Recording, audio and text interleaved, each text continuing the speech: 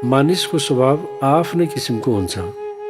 सबैले मैले सोचे जस्तो सोचिदिउन्, मैले गरे जस्तो गरिदिउन्, मैले भने जस्तो भनिदिउन्, सबैले मलाई साथ दिउन् भन्ने सम्झौँ भने गलत हुन्छ। यसो हुनुमा धेरै कारणहरू हुन सक्छन्।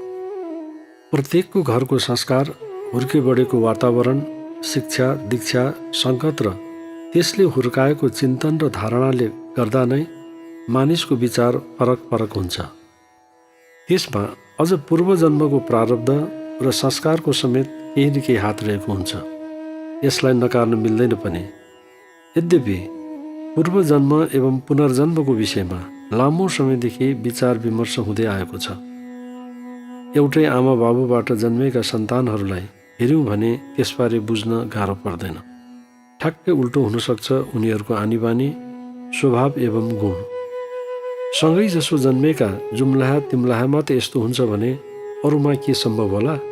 भन्नै पर्छ त्यो असम्भव छ।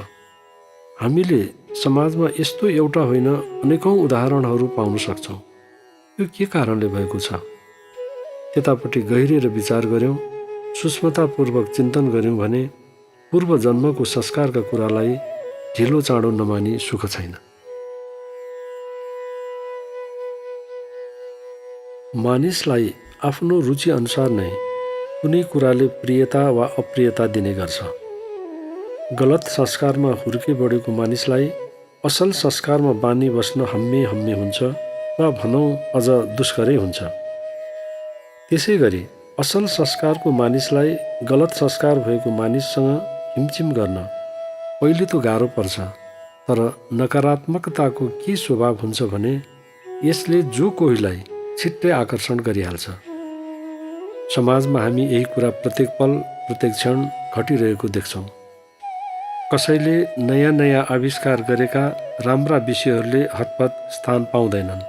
तर नराम्रो कुरा छ, नकारात्मक कुरा छ भने यति चाँडो द्रुत गतिमा फैलिन्छ कि त्यसले पत्र पत्रिका लगायत सबैतिर स्थान पाइरहेको देखिन्छ। नकारात्मक कुरालाई प्रश्रय दिने मानिसको यही गुण र स्वभावको कारणले हो हिजो आज पत्र पत्रिका, साहित्य एवं सञ्चार माध्यमहरूमा पनि सकारात्मकताले भन्दा पनि नकारात्मकताले स्थान पाउँदै गइरहेको छ। निष्पक्षता र तटस्थताको नाउँमा यस्तै भाव र विचारले प्रोत्साहन पाइरहेको अनुभव जो कोहीले गरेको हुनुपर्छ। तर अब त यस्तो भइसकेको छ कि समाचार वा पत्र पत्रिकामा केही यस्तै नकारात्मकतालाई झल्काउने विषय परेको दिन छैन भने खल्लो लाग्ने मनस्थितिको निर्माण भइरहेको अनुभूति हुन्छ। यस प्रकारको प्रवृत्तिलाई राम्रो भन्न मिल्दैन। आजको समाजको हरेक व्यक्ति, संस्था वा सरकारै समेतलाई पनि केही न केही रूपले मार्गदर्शन, दिशानिर्देश गर्ने काम पत्र पत्रिका र आम सञ्चारले गरिरहेको छ भनेर मान्नुपर्ने स्थिति छ। स्थानीयतामा मात्रै सीमित छैन यो। बहुआयामिक असर र प्रभाव पार्न सक्ने अधिकतम सम्भावना रहन्छ यसमा। यसले के बिग्रियो वा बिग्रन्छ भन्ने सोचाइ राख्ने मानिसहरूको जमात हुन नसक्ने होइन, जरुर हुन्छ।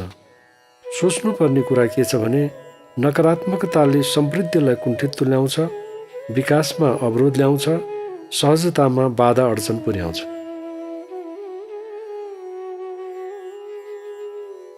मानिसमा भएको दुई स्वभाव, सकारात्मक स्वभाव र नकारात्मक स्वभाव मध्ये पहिलो स्वभावले उदारता, विशालता र महानतातिरको यात्रामा लाग्न अभिप्रेरणा दिएको हुन्छ, जबकि दोस्रो स्वभावले सङ्कीर्णता, लघुता, सीमितता र विनाशतिर अभिप्रेरित गरिरहेको हुन्छ। विश्व इतिहासमा चाहे जुनसुकै क्षेत्रमा योगदान दिनेहरू किन नहुन्, केही अपवाद बाहेक अधिकांश व्यक्तिहरूले सकारात्मक सोच, विचार, कर्म गरेरै अमर कृति राख्न सफल भएका हुन्। हुँदैन, सकिँदैन, के खाँचो भनेर बसिदिएका भए ज्ञान विज्ञानको क्षेत्रमा भएका कुनै पनि सफलता, तरक्की, प्राप्ति सम्भवै थिएन र यो हुँदैन पनि। प्रश्न उठ्न सक्छ, के भयो त? जतातिर लागे पनि आखिर नहुने कुरा नभई छाड्दैन वा एक दिन मरेर जानु परिहाल्छ आदि आदि। फरक के हुन्छ त? यस्तो प्रश्नले कहिलेकाहीँ कति मानिसलाई व्यामोहित तुलाइरहेको पनि नपाइने होइन। मनमा उब्जने यस्तै दुविधा र द्वन्द्वको कारण के हुन्छ त भन्दा भन्दै मनोहारी मानव जीवनलाई अनेक दुष्कर्म, दुर्व्यसन र चरित्र भ्रष्ट हुने कार्यमा लगाउन पुग्छन्। समाजमा जे जति विकृति र विसङ्गतिहरू देखिन्छन् ती सबै हरेक मानिसमा उब्जने दुविधा र समयमा त्यस्ता दुविधा र द्वन्द्वलाई ठिक तरिकासँग मार्गदर्शन गर्न नसक्नाको कारणले नै भएका हुन्। एकछिन शान्त चित्तले मनन गरौँ त नकारात्मकतातिर लाग्दा हानि के हुन्छ र सकारात्मकतातिर लाग्दा फाइदा के छ। सकारात्मकताले यहाँ सबै असल चिन्तन, असल कार्यलाई प्रतिनिधित्व गर्छ भने नकारात्मकताले खराब चिन्तन, भ्रष्ट कार्य र दुष्कर्मको प्रतिनिधित्व गर्छ। एकैछिन त्यस कुरालाई सम्झँदा मात्र पनि एउटाले मनमा भयङ्कर त्रास दिन्छ त अर्कोले सन्तोषको सास दिन्छ, निश्चिन्तता दिन्छ। राम्रोतिर, असलतिर, सर्वोत्कृष्टतातिर लाग्दा स्वयं आफ्नो लागि त्यो सन्तोषपूर्ण कार्य हुने त छँदैछ, साथै त्यसले समाजको लागि पनि अनेकौँ फाइदा पुर्याइरहेको हुन्छ। नराम्रोतिर लाग्दा, खराबतिर लाग्दा, नकारात्मकतातिर लाग्दा त्यो सम्भव हुँदैन। यो बाटाका बटुवाहरूलाई क्षणिक समयको लागि के न प्राप्ति भएको जस्तो नलाग्ने होइन, लाग्न सक्छ, तर त्यसले निरन्तरता प्राप्त गर्न सक्दैन र यस्ता पथगामीहरूको जीवन कसैका लागि पनि आदर्श र उदाहरणीय बन्न सक्दैन। खराबतिरको प्रवृत्तिले आफ्नो जीवन आफैलाई भारको अनुभूति हुन्छ, चाहे अरूले जतिसुकै सम्मान गरून्, ती सबै फिका हुन्छन्, क्षणिक हुन्छन्। असल, राम्रो र सर्वोत्कृष्टतातिरको यात्राले मानिसलाई जीवनको सार प्राप्त हुन्छ। आत्मलाभको मधुरतम फलबाट वञ्चित र विमुख हुनु पर्दैन। असल, राम्रो र सर्वोत्कृष्टतातिर लाग्दा मानवतालाई टेवा दिन सकिन्छ।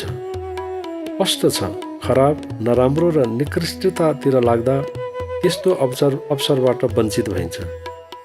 जीवन वरदान बनाउने कि अभिशाप मानिसको हातमा छ भनेको यही हो। असलतिर लाग्ने, सर्वोत्कृष्टतातिर लाग्नेको जीवन लोभलाग्दो, रहर लाग्दो, बाँचिरहँ जस्तो लाग्ने हुन्छ भने दोस्रोको उराट लाग्दो, अन्धकारमय, गन्तव्यहीन हुन्छ। वरदानै वरदानको जीवन मानिसको नैसर्गिक हक हो, तर त्यसलाई नबुझेर कोही कुलतमा, कोही दुर्व्यसनमा, कोही नकारात्मकतामा, कोही अशान्तिमा, कोही चिन्तामा, कोही दुष्कर्ममा फस्न पुग्छ। मानिसलाई यसरी अनेक थरी फन्दामा फसाउने अरू कोही नभई आफूभित्र रहेको लोभ र स्वार्थ नै हो भन्ने कुरा थोरैले मात्र बुझेका छन्। त्यसबाट केही पो पाइहालिन्छ कि, केही पो रमाइलो हुन्छ कि, केही सुख पो पाइहालिन्छ कि भन्ने लोभले जीवनमा पाइने प्राकृतिक आनन्दको विपरीत मानिस उत्रनै गाह्रो पर्ने खाडलमा भासिन पुगिरहेको हुन्छ। लोभ, मोह एवं स्वार्थलाई अभिप्रेरित गर्ने अर्को केही नभएर मन नै हो। यी सारा कुरा मनकै कारण भइरहेका हुन्छन्। मनलाई आफ्नो नियन्त्रणमा राख्न सक्नेले नै वास्तवमा पुरुषार्थ प्राप्त गर्छन् र जित हासिल गरिरहेका हुन्छन्। कति मानिस पुरुषार्थ भनेको शरीरमा भएको शक्तिलाई वा बललाई सम्झेर गल्ती गरिराखेका हुन्छन्। त्यो एकांश मात्र ठिक हो, यो बाहिरी कुरा मात्र हो। वास्तविक पुरुषार्थ त मनलाई संयममा राखेर जीवनलाई असल, राम्रो र सर्वोत्कृष्ट तुलाउनेहरूले नै पाउँछन्। भन्नलाई त मानिसहरू भन्ने गर्छन्, कुनै सामान्य भन्दा अलि उँचो खालको काम जुन मानसिक पनि हुनसक्छ, शारीरिक पनि हुनसक्छ, गरिहालेछ भने क्या पुरुषार्थ गर्यो भनेर भनिदिन्छन्, तर त्यो भावना बसात निक्लेको शब्द मात्र हो र हुनसक्छ। मनलाई काबुमा राख्न नसक्दा नै जीवनमा बाँचेर पनि कति मानिसहरू मरिरहेका हुन्छन्। के तपाईँले कहिले सोध्नु भएको छ त्यस्ता व्यक्तिलाई कि जानाजान गल्ती गरे पश्चातको जीवनमा उसले कस्तो अनुभूति गर्यो भनेर? कति मर्मस्पर्शी कुरा बताउँछन् उनीहरू कि यस्तो होला भनेर कल्पनासम्म पनि गरेको थिएन, कहाँनिर केले यस्तो तुलायो भन्ने गर्छन्। कहिलेकाहीँ अनुभवको स्मृतिको कारण पनि मन नियन्त्रणभन्दा बाहिर पुग्छ जसलाई लगाम कस्न व्यक्ति असमर्थ भएको हुन्छ। के थाहा कि यस्तो स्थितिमा पुर्याउने अरू कोही नभई उसैको मन हो, लोभ हो, स्वार्थ हो भन्ने कुरा। कति त थाहा पाएर फस्न पुग्छन् यस्ता खाडलहरूमा। कतिले त बहाना बनाउन सक्छन् कि मैले जानिनँ, थाहा थिएन भनेर। यसो हुनु स्वाभाविकै पनि हो। आफूले गरेको गलत कार्यको ढाकछोपको लागि उसले सक्ने छेकबार भनेको त्यति न हो। उनीहरूले प्रशस्त जानेका हुन सक्छन्। बहानाबाजी गर्नेलाई थाहा पाएर पनि थाहा नपाए जस्तो गर्नेलाई के भन्न सकिन्छ? सबै रोगको औषधि खोजेमा पाइन सक्छ, तर यसलाई दुर्भाग्यै भन्नुपर्छ कि मानिसमा बहाना गर्नेहरूको लागि केही औषधि अहिलेसम्म बन्न सकेको छैन। जीवन कसरी बिताउने होला भनेर मलाई कसैले दुविधा भई सोध्छ भने शत्रु नै किन नहोस्, उसलाई गलत बाटोमा लाग्न किमार्थ दिनु हुँदैन। यसैले म त भन्छु, असल, राम्रो र सर्वोत्कृष्ट जीवन बाँच्ने आधारहरू के हुन सक्छन् त्यसलाई आत्मसात गरेर सुखी जीवन, शान्तिपूर्ण जीवन, समृद्धिको जीवन, आनन्दको जीवन जिउनको लागि नै मार्गदर्शन गर्दा जुन आनन्द प्राप्त हुन्छ, म त्यो अरू भौतिक सुख सुविधाबाट पाउन सक्दिनँ भन्ने ठान्छु। स्वतन्त्रताको नाउँमा जे गरे पनि हुने स्वच्छन्दताले ज्वरो गाड्दै गएको आजको विश्वमा यही रफ्तार अझ बढ्दै जाने हो भने मनुष्यताको झलक आउँदो शताब्दीमा पुग्दा नपुग्दा विलुप्त भई पशुताको, संवेदनहीनताको, विवेक शून्यताको अन्धकारपूर्ण युगको दर्शन भविष्यका हाम्रा पुस्ताहरूले गर्नुपर्ने दुःखदायी क्षण अरू कसैले होइन, उनैका पूर्वजहरूले विरासतमा छोडिदिएका हुनेछन्। कस्तो विडम्बना!